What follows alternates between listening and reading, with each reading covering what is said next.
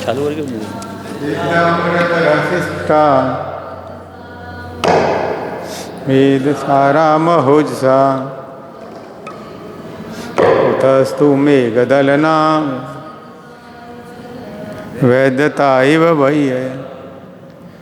शब्दार्थ, अनुवाद और तात्पर्य कृष्ण कृपा मूर्ति इसी भक्तवान स्वामी शील प्रभुपाद द्वारा। शील प्रभुपाद की सिद्ध अमृत रस स्पृष्टा, शक्तिशाली योग के अमृत का स्पर्श पाकर असुरगण वज्र सारा जिनके शरीर वज्र के समान हो गए हैं, महाओजसा अत्यंत बलिष्ठ, उतस्तु फिर से खड़े हो गए, मेघ दलना बादलों को चीरकर जाने वाले, वैद्युता बिजली जो बादल को चीर देती है, इव सदृश वही है अग्नि जैसे। अनुवाद। असुरों के मृत शरीर इस अमृत का स्पर्श करते ही वज्र के समान अभेद्य हो गए। अतीव बल प्राप्त कर लेने के कारण वे बादलों को विदीर्ण करने वाली बिजली की भांति उठ खड़े हुए। इस श्लोक में तात्पर्य नहीं है। 61वां श्लोक है। शिवजी को अत्यंत दुखी तथा निराश देखकर भगवान विष्णु ने विचार किया कि मैं दानव द्वारा उत्पन्न इस उत्पात को किस प्रकार रोका जाए। श्लोक नंबर 62। तब ब्रह्मा जी बछड़ा और भगवान विष्णु गाय बन गए और दोपहर के समय आवासों में प्रवेश करके वे कुएं का सारा अमृत पी गए। श्लोक नंबर 63। असुर ने बछड़े तथा गाय को देखा, लेकिन पूर्ण पुरुषोत्तम भगवान द्वारा उत्पन्न मोह शक्ति के कारण वे उन्हें रोक नहीं पाए।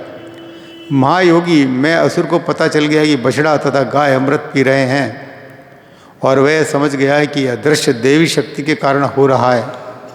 इस प्रकार वह पश्चाताप करते हुए असुरों से बोला। श्लोक नंबर 64। मैं दानव ने कहा, जो अपने दूसरों के अथवा दोनों के भाग्य में परमेश्वर द्वारा निश्चित कर दिया गया है उसे कोई भी कहीं भी मिटा नहीं सकता, चाहे वह देवता, असुर, मनुष्य या अन्य कोई क्यों न हो। तात्पर्य श्रील प्रभुपाद द्वारा। परमेश्वर एक है, कृष्ण या विष्णु तत्व। कृष्ण अपना विस्तार स्वांश विष्णु तत्व के रूप में करते हैं जो सबों का नियामक है। मैं दानव ने कहा, चाहे मैं योजना बनाऊं या तुम या हम मिलकर योजना बनाएं, होना वही है जो भगवान ने रच रखा है। उनकी अनुमति के बिना किसी की भी योजना सफल नहीं होगी। हम अपनी कितनी योजनाएं क्यों न बना लें, भगवान विष्णु की अनुमति के बिना वे कभी सफल नहीं होंगी। सभी प्रकार के जीवों द्वारा लाखों योजनाएं बनाई जाती हैं, किंतु भगवान की अनुमति के बिना वे सभी व्यर्थ हैं। तात्पर्य यहाँ समाप्त होता है। ओम ज्ञान तिमिरिंदिश्य ज्ञान अंजन शलाकया चक्षुर्मीलितं येन तस्मै श्री गुरुवे नमः। श्री चैतन्य मनोविष्टं स्थापितं येन भूतले स्वयं रूप कदा मह्यं ददाति स्वपदान्तिकं। वन्देऽहं श्रीगुरो श्रीयुतपतिकमलं श्रीगुरून् वैष्णवांशं श्रीरूपं साग्रजातं सगणरघुनाथान्वितं तं सजीवं सावधैतं सावधूतं परिजनसहितं कृष्णचैतन्यदेवं श्रीराधाकृष्णपादान् सगणललिता श्रीविशाखान्वितांश्च। नमो विष्णुपादाय कृष्णपृष्ठाय भूतले श्रीमते भक्तिवेदांत स्वामिन इति नामिने। नमस्ते सरस्वती देवे गौरवाणी प्रचारिणे निर्विशेषा शून्यवादी पाश्चात्यदेशतारिणे। हे कृष्ण करुणा सिंधो दीनबंधो जगत्पते गोपेश गोपिका कांत राधाकांत नमस्तुते।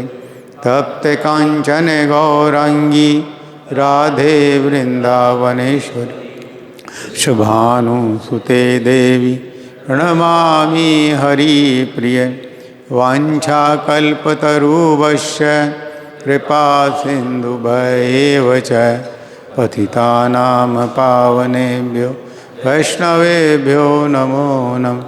जय श्री कृष्ण चैतन्य प्रभु नित्यानंदा श्री अद्वैत गदाधर श्रीवासादि गौर भक्तवृंद। हरे कृष्णा कृष्णा कृष्णा हरे हरे, हरे राम राम राम। सभी उपस्थित भक्तों का पुनः स्वागत है। ये प्रसंग चल रहा है भक्त शिरोमणि प्रहलाद। आपको थोड़ा सा अटपटा लग रहा होगा कि प्रहलाद महाराज की कथा के बीच में ये मैं दानव की शिव जी की कथा कहाँ से आ गई। थोड़ा एक्चुअली प्रहलाद महाराज का चरित्र तो सुखदेव गोस्वामी 47वें नंबर श्लोक में ही समाप्त कर देते हैं। और यहाँ ये कहते हैं कि जो भी भगवान नरसिंहदेव की लीलाओं का संबंधित इस कथा को मनोविवेक से सुनता है वह निश्चित पूर्वक आध्यात्मिक जगत को पहुँच जाता है जहाँ कोई चिंता नहीं रहती। अब ये बात जब यहाँ समाप्त हुई कि प्रहलाद महाराज बहुत उच्च कोटि के भक्त हैं, तो हो सकता है युधिष्ठिर महाराज के मन में कुछ ऐसा रहा हो कि हम तो तुक्ष बराबर हैं, क्योंकि जो उच्च कोटि के भक्त होते हैं वो अपने आप को भक्ति में नीचा ही समझते हैं, कभी अपने आप को श्रेष्ठ भक्त नहीं समझते हैं। तो नारद मुनि ने उनका मनोबल बढ़ाने के लिए कहा कि तुम सभी पांडव अत्यंत भाग्यशाली हो, क्योंकि पूर्ण पुरुषोत्तम भगवान कृष्ण तुम्हारे महल में सामान्य मनुष्य की भांति निवास करते हैं। बड़े बड़े साधु पुरुष ऐसे भली भांति जानते हैं, इसलिए वे निरंतर इस घर में आते रहते हैं कि तुम कितने भाग्यशाली हो कि भगवान तो तुम्हारे साथ ही रहते हैं, हाँ? और भगवान के रहने की वजह से बड़े बड़े साधु पुरुष तुम्हारे घर में पधारते रहते हैं। किसी भी साधु का घर में आना बड़ा मंगलमय माना जाता है, और भगवान है तो वहाँ तो सारे साधु सारे देवी देवता सभी आएंगे। तो वो कह रहे हैं कि तुम बहुत भाग्यशाली हो। तो ये भक्त का लेवल होता है कि ये शुद्ध भक्त होते हैं, अच्छे भक्त होते हैं, वो अपने आप को ऊंचा नहीं मानते कभी, है ना। तृणादपि सुनीचेन, वो अपने आप को नीचा ही मान के चलते हैं। इसका एक उदाहरण, बड़ा अच्छा उदाहरण मिलता है बृहद भागवतम में। बृहद भागवतम को यहाँ एक संक्षिप्तीकरण है हमारे शॉप पे, इंग्लिश में है वो। तो मेरे मन में एक बार ये हुआ कि बृहद भागवतम का क्या मतलब है। भाई भागवत तो भागवत है, बृहद भागवत। तो मैंने कहा इसको थोड़ा पढ़ता हूँ। इसको पढ़ा तो उसमें कुछ इस तरह का प्रसंग आया है कि एक व्यक्ति होता है, ब्राह्मण बहुत यज्ञ वगैरह हवन कर रहे होते हैं, उनके पास जाके उनकी आराधना करता है। वो मान के चलता है ये बहुत बड़े भक्त हैं, हाँ, उनका बड़ा गुणगान करता है कि आप तो बहुत बड़े भक्त हो, मेरे को भी कुछ ज्ञान दो, शिक्षा दो, उनका महिमा मंडन करता है। तो वो लोग बोलते हैं नहीं, हम बड़े नहीं, हम तो बस ये छोटा मोटा कर्म कांड कर रहे हैं, ये कर रहे हैं। अगर तुमको किसी बड़े भक्त से मिलना है तो तुम फला फला ब्राह्मण के पास जाओ, वो बहुत शुद्ध भक्त है, वो तुमको कुछ ज्ञान देगा। तो वो फिर उस ब्राह्मण के पास जाता है, उस ब्राह्मण का महिमा मंडन करता है, गुणगान करता है, ग्लोरिफिकेशन करता है, उनसे कुछ याचना करता है। तो ब्राह्मण बोला, महाराज आप तो गलत आ गए, मैं कहाँ का भक्त हूँ, मेरे को किसने बता दिया मैं भक्त हूँ। मैं तो देखो इतने साल से प्रयास में, मेरे को तो भगवान ने आज तक दर्शन ही नहीं दिए हैं। भक्त तो देवता लोग हैं, वो जब भी पुकारते हैं भगवान उनके सामने प्रकट हो जाते हैं या आकाशवाणी कर देते हैं। मेरे साथ तो ऐसा कुछ नहीं हुआ, तो तुम देवताओं के पास जाओ। तो देवताओं के पास जाता है, देवताओं के पास जाके भी यही विनती करता है कि आप तो भगवान के बड़े भक्त हो, आप जब पुकारते हो भगवान आ जाते हैं, कर जाते हैं, मेरे को भी कुछ बताओ, समझाओ। तो देवताओं के बिहाफ पे इंद्र बोलता है, अरे हम काहे के भक्त हैं, हम तो सब कर्म बंधन में बंधे हुए हैं, हमारी भक्ति ऐसी कहाँ है, हम तो उल्टा उत्पात और कर चुके हैं, भक्ति तो दूर की बात है। मैंने देखो भगवान के सामने गोवर्धन पर्वत उठा के कितनी बड़ी गलती कर दी, मैं तो उनके सामने भी नहीं जा सकता, इतनी बुरी स्थिति है। सामने भी गया तो सुरभि को लेके गया था, मेरी तो हिम्मत ही नहीं है। हम काहे के भक्त हैं, भक्त तो हमारे सब देवताओं के शिरोमणि ब्रह्मा जी हैं, आप उनके पास जाओ, वो बड़े भक्त हैं। तो वो ब्रह्मा जी के पास जाता है, तो ब्रह्मा जी के पास जाता है तो ब्रह्मा जी का बड़ा गुणगान करता है, सब करता है कि आप ही सबसे बड़े भक्त हो, आप मेरे को कुछ बताओ। तो ब्रह्मा जी कहते हैं, अरे मैं कहाँ कहूँ, मेरे जैसा मूर्ख तो कोई है ही नहीं। मेरे को मालूम है ये भगवान लीला कर रहे हैं, फिर भी मैंने एक आम बच्चा समझ के उनके गाय बछड़े चुरा लिए। बताओ मैं काहे का भक्त हूँ? मैं तो कोई बड़ा भक्त नहीं हूँ। अगर तुमको बड़ा भक्त देखना है तो तुम प्रहलाद के पास जाओ। प्रहलाद भक्त है, यद्यपि वो बालक था और भगवान उसकी रक्षा के लिए तुरंत आ गए। उसने कोई लाइफ में अपराध नहीं किया, हमने सबने अपराध किए हुए हैं, प्रहलाद ने कोई अपराध नहीं किया। प्रहलाद के पास जाओ। तो प्रहलाद के पास जाते हैं तो प्रहलाद जी का गुणगान करते हैं कि देखो ऐसे ऐसे मैं सबके पास गया, अब सबों ने यही बताया कि आप ही सबसे बड़े भक्त, भगवान की सबसे बड़ी कृपा आप पे ही है, आप कुछ बताइए। तो प्रहलाद महाराज कहते हैं, अरे मैं काहे का बड़ा भक्त हो गया, भगवान आए मेरी रक्षा के लिए आए, कितनी सी देर के लिए आए, थोड़ी सी देर के लिए आए और वो लीला करके चले गए। अरे भाग्यशाली तो पांडव है जिनके साथ भगवान परमानेंट से ही रहते हैं, हमेशा ही रहते हैं। तुम पांडवों के पास जाओ, तो पांडवों के पास जाता है। इस तरह से ये सारी चीज़ चलती है। बृहद भागवतम का ऐसा प्रसंग आता है, उस बुक में यही चीज़ें। तो यहाँ पर भी यही हुआ कि जब प्रहलाद महाराज का गुणगान हुआ तो नारद मुनि ने तुरंत पांडवों का भी गुणगान किया कि आप बहुत भाग्यशाली हो, आपके घर में भगवान रहते हैं और आते जाते हैं, आपके सेवक भी बन जाते हैं, आपके गुरु भी बन जाते हैं, आपके मित्र भी बन जाते हैं, आपके भाई भी बन जाते हैं, हर तरह से आपकी सेवा करते हैं। तो आपके जैसा बड़ा भाग्यवान कोई नहीं है। और वैसे तो भगवान सभी भक्तों की रक्षा करते हैं, भक्त कहें ना कहें भगवान रक्षा करते हैं। जैसे उन्होंने शिव जी की मैं दानव के आगे उनकी, तो अब ये प्रश्न उठ गया कि मैं दानव ने ऐसा क्या कर दिया और शिव जी को कहाँ रक्षा की जरूरत पड़ी। फिर ये प्रसंग चलता है शिव जी का। हालांकि प्रहलाद महाराज का चैप्टर यहाँ ख़त्म हो चुका है, अब ये प्रसंग चल रहा है। कल तक हमने पढ़ा था कि असुर परास्त हो रहे थे तो असुरों ने क्या किया, मैं दानव का सहारा लिया। मैं दानव एक बहुत श्रेष्ठ असुर है, बहुत बड़े इंजीनियर हैं, जैसे देवताओं के यहाँ विश्वकर्मा हैं, लाइकवाइज मैं दानव है, वो कुछ भी क्रिएट कर सकता है। खांडव प्रस्थ में जो उनका पांडवों का जो भवन बनाया था, मैं दानव ने बनाया था पूरा, जहाँ पानी का और ज़मीन का अंतर ही नहीं मालूम पड़ता था कहाँ क्या है, इतना अद्भुत था। तो मैं दानव के पास गए तो मैं दानव ने 3 पुरियाँ बनाई। पुरियाँ ये पूरा एक शहर ही बना दिया, विमान टाइप का एक तरीके से। जैसे कल प्रभु जी बता रहे थे, लोहे का, सोने का, चांदी का ऐसे महल बना दिए और वो अदृश्य हो गए। अदृश्य थे, दिखाई नहीं देते थे। अब जो दिखाई नहीं दे उस शत्रु से कैसे लड़ाई करेंगे आप? तो असुर हावी हो गए और असुरों ने क्या किया, देवताओं को बहुत परेशान कर दिया। अब देवता शिव जी के पास गए, शिव जी से प्रार्थना की तो शिव जी ने कहा ठीक है मैं आता हूँ। शिव जी बहुत पावरफुल हैं और शिव जी ने अपने बाण छोड़ करके उन सारे असुरों को निष्प्राण कर दिया, मरे बराबर कर दिया, एकदम मरे बराबर हो गए, अचेतन हो गए सारे। जब सारे अचेतन हो गए और असुरों में हाहाकार मचा तो मैदानों ने क्या किया कि अपने योग से, योग बल से, उसने अपने योग बल से अमृत का वो तैयार कर दिया एक कुंड और उस अमृत कुंड में उनको डाला। तो अमृत कुंड में जैसे उनको डाला तो इसमें आता है कि सिद्ध अमृत रस स्पृष्टा व्रज सारा मोहजसा। असुरों के मृत शरीर इस अमृत का स्पर्श करते ही व्रज के समान अभेद्य हो गए। जो निष्प्राण पड़े थे उनके शरीर कैसे हो गए, वज्र के समान कठोर हो गए। किसी सबसे बड़े आयुध की तुलना की जाती है तो वज्र से की जाती है। वज्र किसके पास है? इंद्र के पास है, जो उनकी ऋषि की अस्थियों से बना था, दधीचि ऋषि की अस्थियों से बना था। और वो इतना है कि अगर वो पर्वत के ऊपर भी चलाए तो पर्वत को चूरा कर दे, इतना स्ट्रांग हथियार है वो। तो इस तरह का भेद है। और शास्त्रों में ऐसे वर्णन कई जगह हैं कि ऐसे अमृत जैसी चीज़ पीने को कई जगह मिलती है जहाँ शरीर इतना हष्ट पुष्ट हो जाता है। ये हमने ये भूलोक के वर्णन में भी पढ़ा, महाभारत में भी आता है कि भीष्म को जब जहर दे के बेहोश करके बांध के दुर्योधन पटक देता है पानी में तो पाताल लोक में चला जाता है, नागलोक में।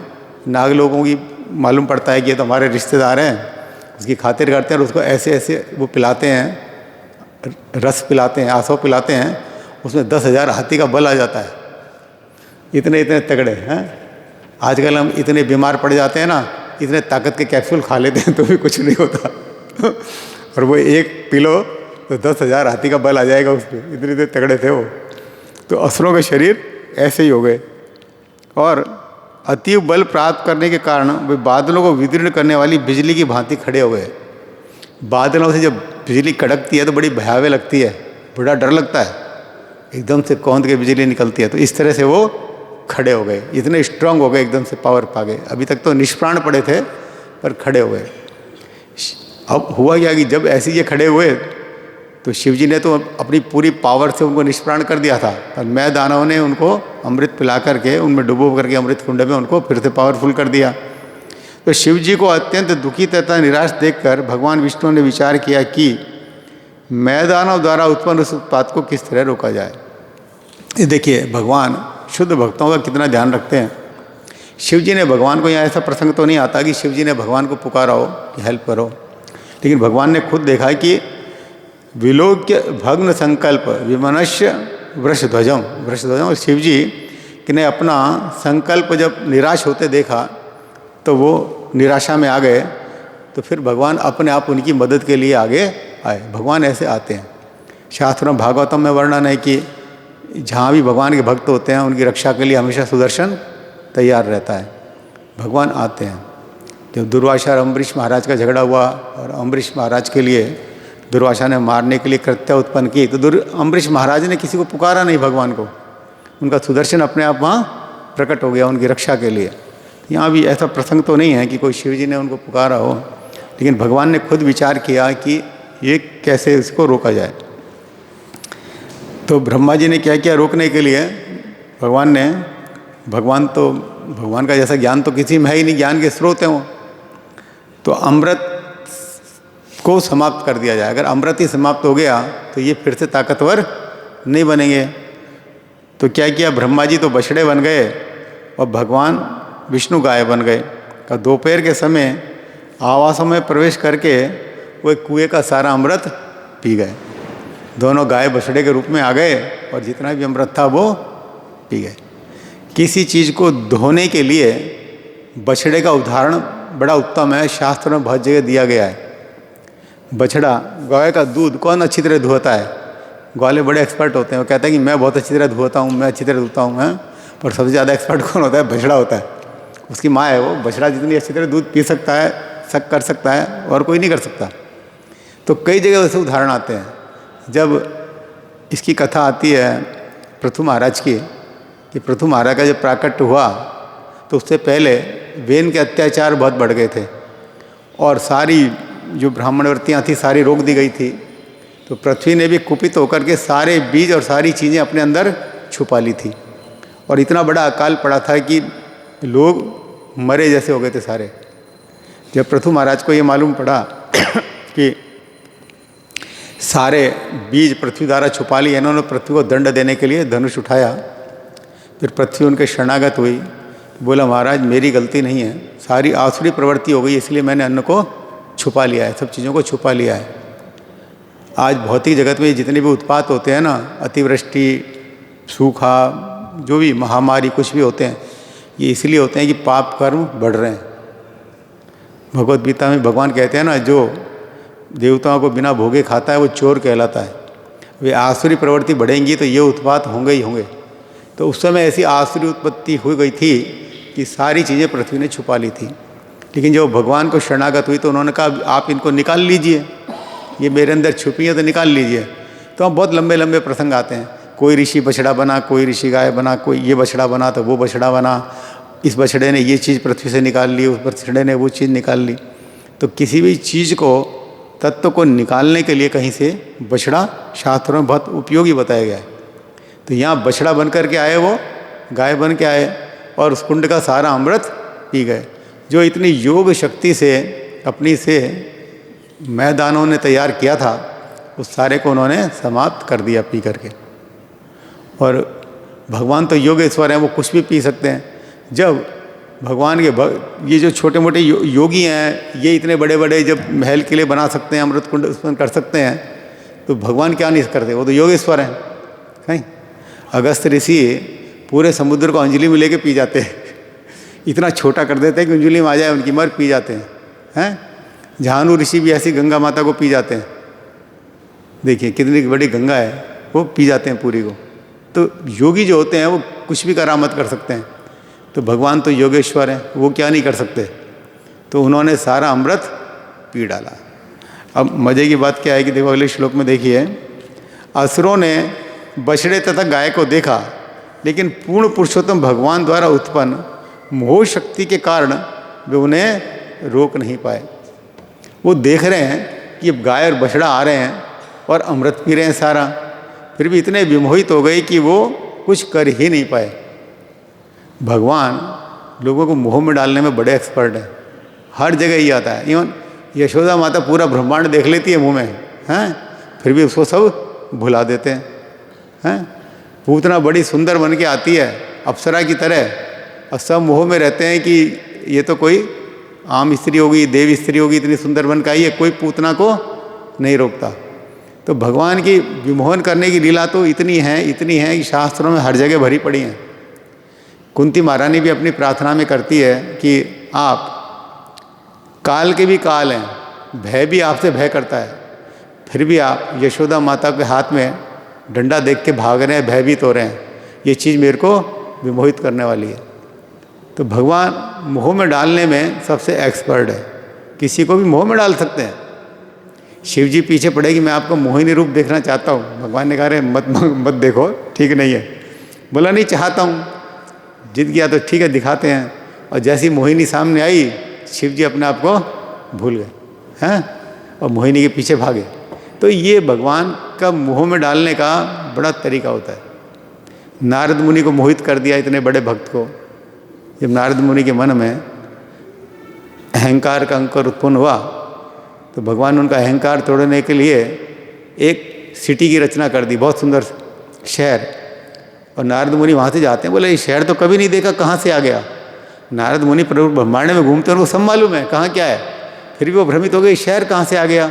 शहर के अंदर गए तो सुना है कि राजा महाराजा सब आ रहे हैं। क्यों आ रहे हैं? कि राजकुमारी का स्वयंवर है, राजकुमारी का स्वयंवर है। अब फिर मन में और मोहित कर दिया उनको। अगर राजकुमारी को देखा, महल में गया तो राजा ने कहा हमारी राजकुमारी का हाथ देखिए, इसके भाग्य में कौन लिखा है। तो ऋषि हैं, बताया उन्होंने, अरे इसके भाग्य में जो पुरुष है वो तो इतना शक्तिशाली है, उसके मुकाबले का कोई नहीं है। और सारा उन्होंने भगवान के वर्णन कर दिया, जो जो भगवान में गुण गिना दिए। लेकिन फिर खुद के मन में विचार आ गया कि अगर मैं इसका वर्णन कर लूँ तो मैं भी इतना ही हो जाऊँगा, तगड़ा हो जाऊँगा, भाग्यशाली हो जाऊँगा। और भगवान से मांगने चल दिए कि भगवान अब स्वयंवर के लिए तो स्त्री किस चीज़ को देखती है? रूप को देखती है। अगर मैं सबसे सुंदर हुआ तो मेरे गले में वरमाला डालेगी, तो हरि आपका रूप मेरे को दे दो। तो भगवान तो समझ गए कि ये पूरी तरह फंस गया है। तो भगवान तो भक्तों की रक्षा करते हैं। उसने हरि रूप का, भगवान ने कहा ठीक है हरि रूप तुमको दिया है। भगवान को बताया नहीं कि मैं स्वयंवर में जा रहा हूँ, हरि रूप लेके चल दिए। अब हरि का एक अर्थ होता है वानर, बंदर होता है। तो भगवान ने उनकी शक्ल कैसी बना दी? बंदर जैसी। अब स्वयंवर में जाके बैठ गए और ये सोच रहे राजकुमारी मेरे गले में माला डालेगी। राजकुमारी आई, पहला रिजेक्ट किया, दूसरा रिजेक्ट किया, उनके पास आई, ये खड़े हो गए उत्तेजना में। राजकुमारी ने देखा, आगे चल दी। आगे चल दी तो उन्होंने कहा शायद इसने ढंग से नहीं देखा। तो आगे एक चेयर खाली थी, वहाँ जाके बैठ गए लपक के फट से कि दोबारा देख ले। ऐसे आगे आगे आते रहे, राजकुमारी ध्यान नहीं दिया। और सारे जब उसने रिजेक्ट कर दिए नारद मुनि सहित, तो इतने भगवान विष्णु आ गए। वो तुरंत भगवान विष्णु के पास गई, गले में माला डाल के उनको वर्ण कर लिया, भगवान लेके चल दिए। अब तो नारद मुनि का क्रोध आ गया, अच्छा मेरे को धोखा दे के खुद लेके चल दिए, खुद के मन में था तो मेरे को पहले बताते हैं। रास्ते में पकड़ लिया भगवान को, हैं कहाँ जा रहे हो? जब देखो तब चीटिंग करते हो, जब देखो जब तुम्हारी चीटिंग भरी पड़ी है, तुमको इससे विवाह करना था तो पहले बोलते हैं, मेरा ऐसा क्यों किया हाल? ये है वो है, जिसके साथ देखो चीटिंग। समुद्र मंथन हुआ, खुद तो लक्ष्मी जी को लेके चल दिए और बेचारे भोले वाले शिव जी को जहर पिलवा दिया।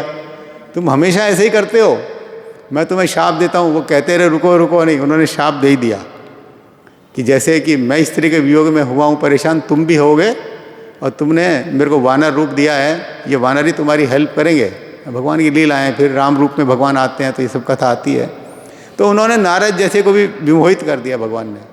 तो भगवान तो यहाँ तो असुर हैं, असुर को मुँह में डालना कौन सी बड़ी बात है? जब समुद्र मंथन हुआ अब भगवान को नहीं चाहते थे कि ये असुर लोग अमृत पिएं, तो मोहिनी रूप धारण करके आ गए। अब मोहिनी रूप धारण करते सारे असुर तो क्या, वो अमृत को छोड़ के मोहिनी के पीछे पड़ गए। मोहिनी की हाँ में हाँ मिला रहे हैं सारी चीज़। मोहिनी ने कहा देखो मेरे को अगर पावर देते हो तो मैं जिसको पिलाऊंगी उसको पिलाऊंगी, अपने कोई हल्ला नहीं बचाएगा कि पहले मेरे को पहले मेरे को। बोले ठीक है। अब सब एग्री हो गए, स्त्री की बात में हाँ मिला रहे हैं मोहिनी के रूप में। भगवान ने उनको पिलाया नहीं, देवताओं को पिलाया, तो बात में बात उजागर हुई। तो भगवान मोहित करने में बड़े एक्सपर्ट हैं। वो असुर देख रहे हैं कि ये गाय बछड़ा सारा अमृत पिए जा रहे हैं, फिर भी किसी को रोकने की हिम्मत नहीं हुई, रोक ही नहीं पाए। महायोगी मैं असुर को पता चला कि बछड़ा तथा गाय अमृत पी रहे हैं, और वह समझ गया कि ये अदृश्य देवी शक्ति के कारण हो रहा है, कि भगवान की शक्ति के कारण हो रहा है। इस प्रकार उसको पश्चाताप हुआ और उसने असुरों को बोला कि अब उसकी सारी मेहनत समाप्त हो गई। पहले शिव जी की मेहनत समाप्त हुई थी, अब इसकी मेहनत समाप्त हो गई। असुर वो कहता है, मैं दानव, कि भाग्य में परमेश्वर द्वारा जो निश्चित कर दिया गया है उसे कोई नहीं मिटा सकता, चाहे देवताओं, असुरों, मनुष्यों या कोई अन्य कोई नहीं। तो असुरों को भी पूरा ज्ञान रहता है, पर भगवान को मानते नहीं है। ज्ञान पूरा है कि जो परमेश्वर ने नियुक्त कर दिया भाग्य में, भाग्य को कोई नहीं मिट सकता। ये बात सारी कंस को भी पता थी, रावण को भी पता थी, हिरण्यकशिपु को भी पता थी। सबों ने अपने परिवार में लंबे लंबे ज्ञान दिए हैं, लेकिन फिर भी भगवान को नहीं मानते थे। आज भी यही हो रहा है समाज में। कहीं चले जाओ, अब कल परसों मैं कहीं गया, कोई सामने मिल के किसी ने इंट्रोड्यूस करा दिया है कि ये जो है इस्कॉन से हैं, है ना, तो वो जाने क्या क्या भगवान के बारे में बोलता रहा। अब मेरे बिना बोले ही वो चला गया मेरे से मिल के। अब वो खुद करता है नहीं करता है भक्ति हमें पता नहीं, पर हमको तो ज्ञान दे गया, वो चला गया। तो आजकल ज्ञान तो सबको है। आप जरा ही कह दो कि मैं मंदिर जाता हूँ, मैं जप करता हूँ, अरे इससे अच्छी तो बात ही नहीं है, आप तो बड़े भाग्यशाली हो, फलाना है, ढिमका है, ये है वो है, और आपकी सुनेंगे नहीं, उससे पहले तो वो चले जाएंगे। ठीक है, तो ज्ञान सबको है। ये आसुरी व्यवस्था ही है कि ज्ञान होते हुए भी हम नहीं मान रहे हैं। अज्ञानियों समझ में आए पता नहीं है, जानकारी होते हुए भी नहीं मानते। तो उनको यही था। तो वो कह रहा है कि परमेश्वर की इच्छा के बिना कुछ नहीं होता। और यहाँ प्रभुपाद लिखते हैं, परमेश्वर एक है, कृष्ण या विष्णु तत्व। कृष्ण अपना विस्तार विष्णु तत्व के रूप में करते हैं जो सबके नियामक हैं। मैदाव ने कहा, चाहे मैं योजना बनाऊं, तुम और हम मिलकर योजना बनाएं, होना वही है जो भगवान ने रच रखा है। उनकी अनुमति के बिना किसी की योजना सफल नहीं होती। भगवान 18वें अध्याय में कहते हैं ना कि वो अधिष्ठानाम यथाकर्ता वाले श्लोक में, ये सारी चेष्टाएं, स्थान सब जरूरी है, लेकिन सबसे ऊपर क्या जरूरी है? परमेश्वर की कृपा। जब तक वो कृपा नहीं होगी आपका कोई प्रयोजन सफल होगा ही नहीं। किसी की काम की सफलता के लिए भगवान कहते हैं स्थान चाहिए, ये चाहिए, वो चाहिए, चेष्टा चाहिए, सारी इंद्रियों की शक्ति चाहिए, पर अंत में देव कर्म होना जरूरी है, भगवान की आज्ञा जरूरी है। भगवान की मर्जी नहीं हो तो आपका कोई भी कार्य पूर्ण हो ही नहीं सकता। और ये भौतिक जगत में तो रोज़ रोज़ यही होता है। कितने विमान ऊपर जाते हैं चंद्रमा पे, यहाँ पे आधे फेल हो जाते हैं, फिर गिर जाते हैं, ये हो जाते हैं, वो हो जाते हैं। कोई योजना बिना भगवान की कृपा के सफल हो ही नहीं सकती, आप कितनी मेहनत कर लो। रावण से ज्ञान पूछा गया लास्ट में, भगवान ने लक्ष्मण जी को भेजा, रावण प्रकांड पंडित है, उससे कुछ ज्ञान लेके आओ, मरणासन्न है। तो रावण क्या ज्ञान देता है? यही देता है कि मैंने सोचा था कि मैं स्वर्ग तक सीढ़ी बना दूंगा, हैं, पर मैं तो छोड़ के जा रहा हूँ, बना ही नहीं पाया, मुझे पता नहीं था मेरा काल आ जाएगा। स्वर्ग तक सीढ़ी बना रहा है। अरे भाई, स्वर्ग जाने का एक विधि विधान है शास्त्रों में, उस विधि विधान से आप स्वर्ग तक जा सकते हो। आप जबरदस्ती स्वर्ग तक कैसे चले जाओगे? अपनी पावर के बल पर आप स्वर्ग नहीं जा सकते। भगवान के धाम की तो बात ही छोड़ दो, आप स्वर्ग भी नहीं जा सकते। पर वो सोचता था कि मैं सीढ़ी बना दूंगा, किसी को भी ले जाऊंगा, कोई भी जा सकता है, हैं? अभी ऐसा ही हो रहा है। चंद्रमा पे प्लॉट कट रहे हैं अमेरिका में लोग बुक करा रहे हैं, बताओ। चंद्रमा पे प्लॉट ले भी लिया। अब चंद्रमा किसका है? अमेरिका का है, इंडिया का है, चाइना का है, किसका है? अब चंद्रमा तुम्हारी कोई प्रॉपर्टी है? और चंद्रमा तक जाएंगे, जाने कब तक तो जाके सफल रहेंगे, वहाँ व्यवस्था करेंगे, रहेंगे, वहाँ करेंगे क्या? बोर नहीं हो जाएंगे? एक दिन भी रहेंगे तो चंद्रमा पे कौन है वहाँ पे? पर चंद्रमा पे रहेंगे प्लॉट लेके, और दुनिया प्लॉट काट रही है और लोग खरीद रहे। ये तो कई साल पहले की बात है, अभी तक तो हो सकता है कुछ और आगे बढ़ गया हो, मुझे पता नहीं। तो ऐसी ऐसी योजनाएं मूर्खतापूर्ण होती हैं। यहाँ तक कि बड़ी बड़ी चीज़ योजनाएं, बड़े बड़े पुल बनते हैं, गिर जाते हैं, कुछ हो जाते हैं। वो टाइटैनिक बना, डूबेगा ही नहीं कभी, पहली यात्रा में डूब गया। तो भगवान की मर्जी के बिना कोई योजना सफल नहीं होती। हमने तो बीकॉम तक पूरी पंचवर्षीय योजनाएं पढ़ ली थी सरकार की, कि पहली पंचवर्षीय योजना में क्या हुआ, दूसरी में क्या हुआ और तीसरी में क्या हुआ। हाँ, अब वो क्या हुआ, अभी तक वहीं का वहीं चल रहा है सब कुछ। और हर साल फिर नई योजना बन जाएगी, नई योजना पे बजट आवंटित हो जाएगा, फिर कोई काम आ जाएगा, फिर कुछ हो जाएगा। और ये क्या सफल होगी? प्रभुपाद ने कितने बार कोट किया है कि शांति कायम करने के लिए विश्व में यूएनओ स्थापित किया गया, और जब से यूएनओ स्थापित हुआ है अशांति बढ़ रही है। शांति तो हुई नहीं आज तक, दिन पे दिन अशांतियाँ बढ़ ही रही हैं। यूएनओ क्या कर रहा है? यूएनओ कोई पावर नहीं है, कुछ नहीं कर रहा। वो कुछ देशों की कठपुतली है और कुछ नहीं होता उससे, और लोग उसकी बात मानते हैं, नहीं मानते। क्यों? ये जितने भी भौतिकतावादी कर्म हैं, इनके फेल होने का कारण यही है कि इनमें वो परमेश्वर की अनुमति नहीं लेते, परमेश्वर को साक्ष्य बना के काम नहीं करते, परमेश्वर की खुशी के लिए कार्य नहीं करते। इसलिए इनकी योजनाएं सारी ध्वस्त होती हैं, बड़े से बड़े लोगों की। और ये आसुरीकरण तब से चला आ रहा है। देखिए, प्रभुपाद लिखते हैं, हम अपनी कितनी ही योजनाएं क्यों ना बना लें, भगवान विष्णु की अनुमति के बिना वो कभी सफल नहीं होती हैं, क्योंकि आपने भगवान को केंद्र में नहीं रखा।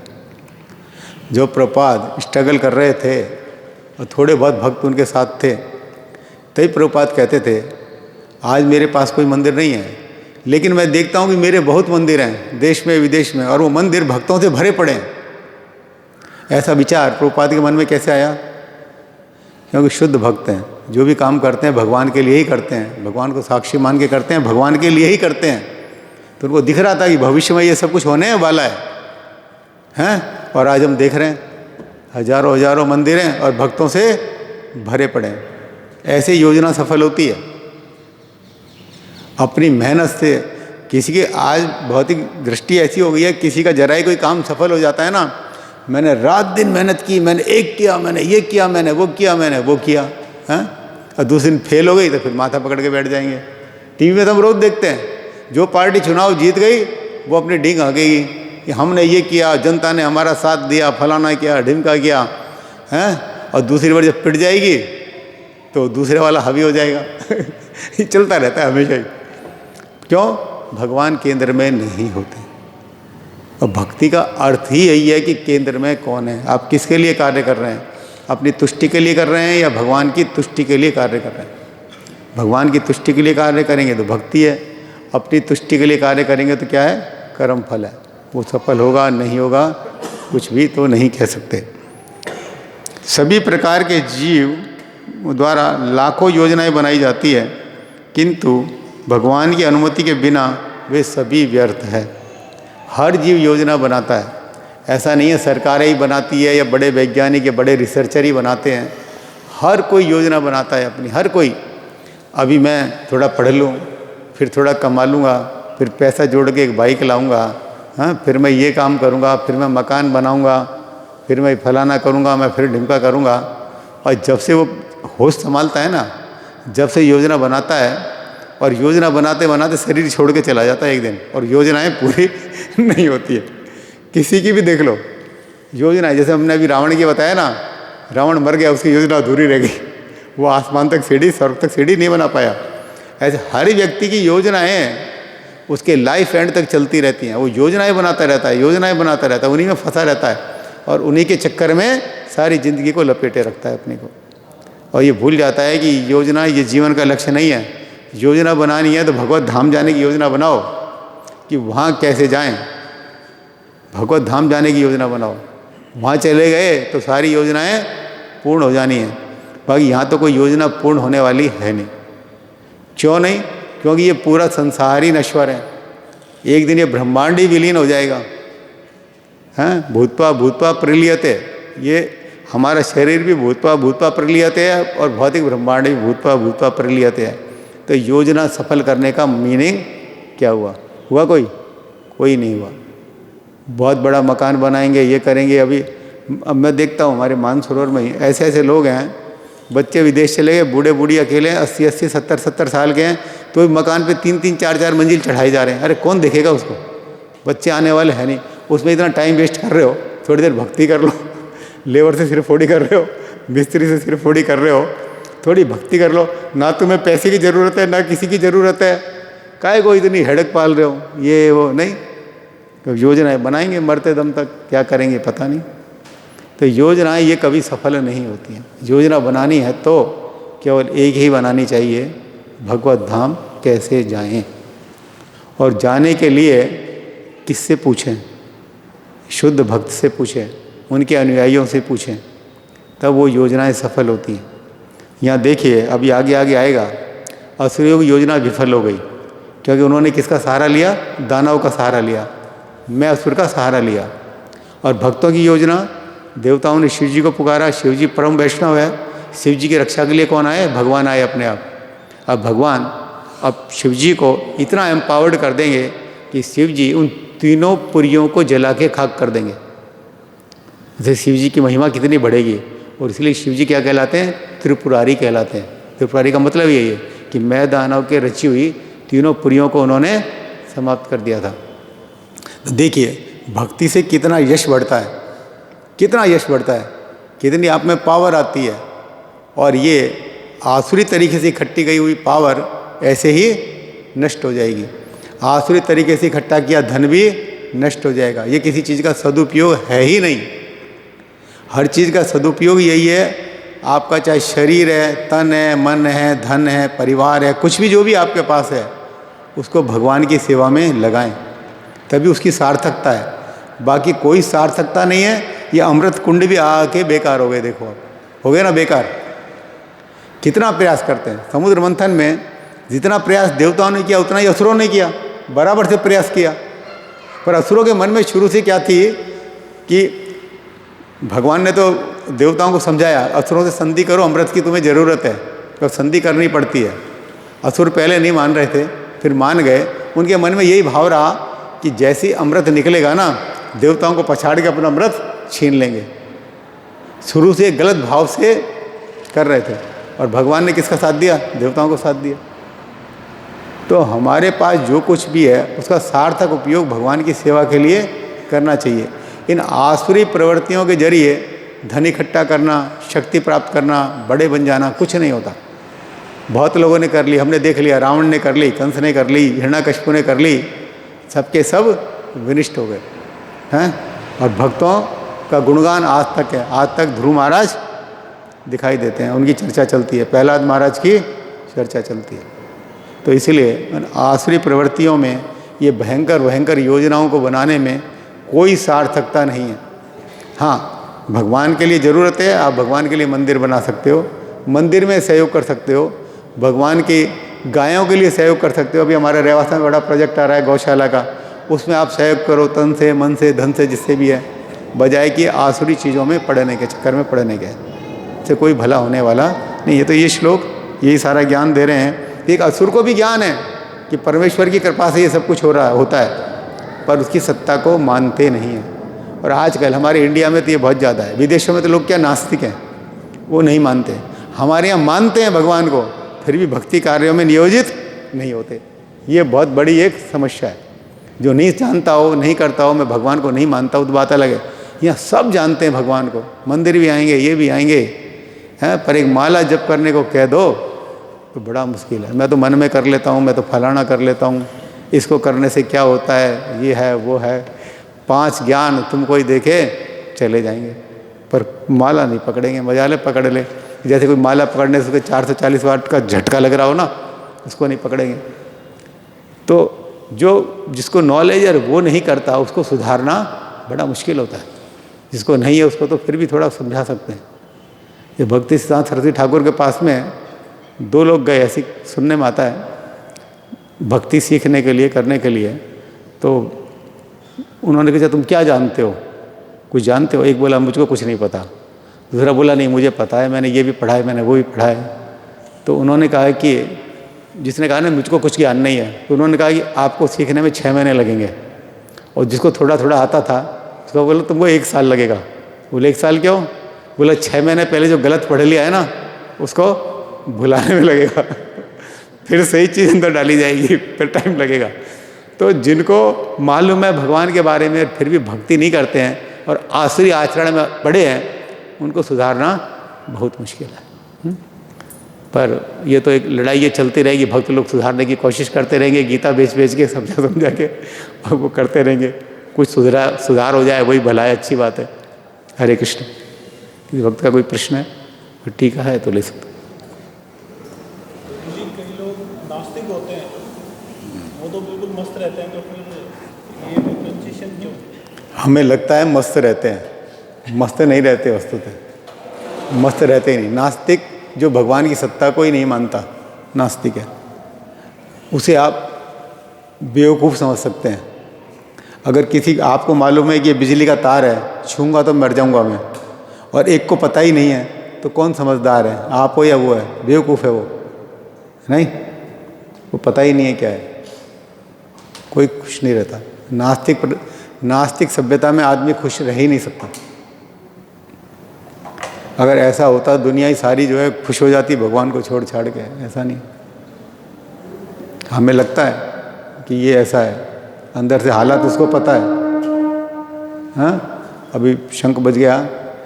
ये जो नास्तिकवाद जो होते हैं ना, ये बड़ा डेंजरस होता है। एक्चुअली 99% लोग नास्तिक होते ही नहीं हैं, वो अपना दिखावा करते हैं हम नास्तिक हैं। गिरधारी दाऊ जी की जगह वो दिखावा करते हैं कि वो नास्तिक है, वस्तुतः नास्तिक नहीं होते। जब डंडा पड़ता है ना तो नास्तिक हो जाते हैं। और श्रद्धावान जो हैं, हम सब कनिष्ठ लेवल पे हैं, कनिष्ठ से भी नीचे एक तरीके से। हमारी श्रद्धा भी इतनी तगड़ी नहीं है, भक्ति में श्रद्धा है इतनी तगड़ी नहीं है। हमारी श्रद्धा भी एक झटका पड़ता है तो हट जाती है। कई लोग होते हैं मंदिर में आते हैं, कुछ समय बाद छोड़ जाते हैं, कोई अच्छा बुरा हो गया तो कोई फ़ायदा नहीं है, छोड़ो जी, हैं। तो ये आस्तिक नास्तिक सब ऐसे हैं। नास्तिक में भी जो डंडा पड़ता है ना तो उसको भी भगवान ही आ जाते हैं। अभी समय नहीं है, मैं आपको कहानी बताता एक बहुत अच्छी, कि किस तरह से थोड़ी श्रद्धा का आदमी पलट जाता है और किस तरह से बड़ी श्रद्धा का आदमी नास्तिक भी पलट जाता है, दोनों पलट जाते हैं। 2 मिनट लूँगा मैं सुनाने के लिए, बड़ी अच्छी कथा है। मैंने 40 साल पहले एक किताब में कहानी पढ़ी थी। वो ऐसे लोगों के बारे में थी जो मंदिर तो आते हैं, श्रद्धा वद्धा बहुत नाजुक होती है, अंधभक्ति होती है, ज्ञान नहीं होता ना, जैसे ज्ञान के बिना भक्ति जो होती है वो होती है। एक गांव था, उस गांव में सारे लोग आस्तिक थे। एक पहाड़ी थी, उसमें मंदिर थे, सब मंदिर में जाते थे, भगवान को नमस्कार करते थे। बहुत ज़्यादा ज्ञान भगवान के बारे में नहीं था। ये था कि भगवान है, जाना चाहिए, करना चाहिए। श्रद्धा बहुत लाइट श्रद्धा थी, पर थी। एक फौजी था रिटायर्ड, वो नास्तिक था। वो ये कहता था ये भगवान कुछ नहीं है, पत्थर की मूर्ति है, ये कुछ काम नहीं आता। मौका पड़ेगा ना तो ये बंदूक है ना दुनाली, यही काम आएगी और कुछ काम नहीं आएगा। सब कहते हैं तू कैसा है, नास्तिक है, भगवान को नहीं मानता। बोला नहीं मानता, देख लेना, मौका आएगा तो बताऊंगा। और जो मानने वाले थे वो भी इतने ज्ञानी नहीं थे, शास्त्र पढ़े हो, ये पढ़े हो, बस ठीक है भगवान है, ठीक है। तो एक बार गांव में डाकू आ गए डाकू आ गए तो गांव वालों को मारने लगे, पीटने लगे, उनका सोना चांदी छीनने लगे, सब करने लगे। अब उन्होंने बेचारों ने बहुत बचाव किया, अब डाकुओं से कहाँ तक मुकाबला करेंगे। तो बोले चलो भगवान के मंदिर चलते हैं, भगवान बचाएंगे। सब जाके पहाड़ी पे भागे, भगवान बचाओ, हैं। भगवान तो नहीं प्रकट हुए डाकू भाग भी आ गए और डाकू मंदिर कैंपस में मारने पीटने लगे, छीना झपटी करने लगे। तो उनका भगवान से विश्वास उठ गया कि श्रद्धा इतनी धूमिल थी, इतनी हल्की श्रद्धा थी, शास्त्र पढ़े नहीं, कुछ पढ़े नहीं, श्रद्धा ऐसी रहेगी। जैसे यहाँ लोग भक्त आते हैं, कोई जीवन में घटना बुरी हो जाती है, कोई फ़ायदा नहीं है, हम तो मंदिर आते थे फिर भी हमारे साथ ये हो गया इसलिए हम नहीं मानते हैं, नास्तिक हो गई। तो बेचारे सारे ठीक है जी, बोले भगवान तो रक्षा नहीं कर रहे हैं। वो नास्तिक सही कहता था, मिलिट्री वाला, उसके पास चलते हैं, वही बचाएगा। सब जाके उसके पास गए, अरे भाई तू ही बचा, तू सही कहता था, भगवान नाम की तो कोई चीज़ ही नहीं है और हम तो आज जो है फंस गए, तेरी बात सही है, तेरे शरणागत हैं, तू रक्षा कर। तो कहता देखो मैं तुमसे पहले ही कहता था, फिर तुम मेरे गांव वाले हो, मेरे घर वाले हो, चिंता मत करो, मैं सब डाकुओं को देख लूँगा, सब मेरे पीछे आ जाओ। सबको पीछे करके बंदूक तान के खड़ा हो गया डाकुओं से लड़ने। आगे मोर्चा लेके गया, डाकुओं से लड़ रहा है। अब वो इकल्ला था, डाकू 20-30 थे, कुल मिला के डाकुओं ने उसको घेर लिया और पकड़ लिया। पकड़ के उसकी बंदूक छीन ली और उसकी पिटाई करने लगे, बुरी तरह पीटा उसको। और फिर जब उसमें गोली मारने लगे तो वो उनके पैरों में गिर गया। अरे दया करो, भगवान के नाम पे छोड़ दो, भगवान के नाम पे छोड़ दो, कुछ तो दया करो, भगवान के नाम पे छोड़ दो। तो भाई आज के नास्तिक ऐसे ही, ठीक है ना। तो जो हमें दिखाई देते हैं, जो डंडा पड़ता है ना ऊपर वाले का, सब भगवान याद आ जाता, बाकी नहीं आता, ठीक है ना। हरे कृष्ण।